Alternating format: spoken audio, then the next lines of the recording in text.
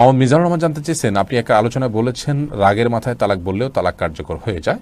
এটা দেখে আমার স্ত্রী আমাকে তালাক দিয়েছে। আপনার কথার কোরআন হাদিসের আলোকে ব্যাখ্যা চাই।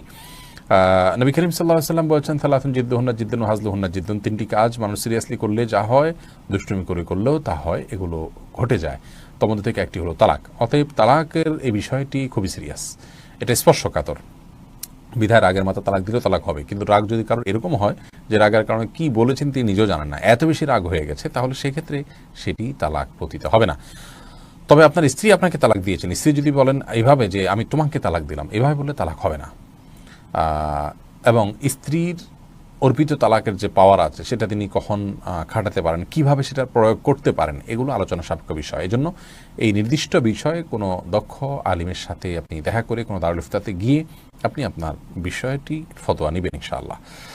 এরপর সাদিক ইসলাম জানতে চাইছেন, বিয়ের পরের দিন ছেলেকে শ্বশুরবাড়ির জন্য বাজার করতে হয়, এটা কি জায়েজ আছে? বিয়ের পরের দিন ছেলে শ্বশুরবাড়ির জন্য বাজার করতে হয়, এরকম কোনো কালচার ইসলাম আমাদেরকে শেখায় নাই। এগুলো আমাদের দেশীয় কালচার এবং সংস্কৃতি। ছেলে যদি সন্তুষ্ট হয়ে নিজে থেকে শ্বশুরবাড়ির জন্য কিছু করতে চায়, উপহার দিতে চায়, ভিন্ন কথা। কিন্তু এটাকে আপনার কালচার বানিয়ে যদি আমরা আদায় করি এবং ছেলে আপনার অপারগ হলেও এটা দেওয়ার জন্য তাকে আপনার কষ্ট করতে হয় এবং দিতেই হয়, তাহলে সেই সংস্কৃতি অবশ্যই প্রশংসনীয় নয়।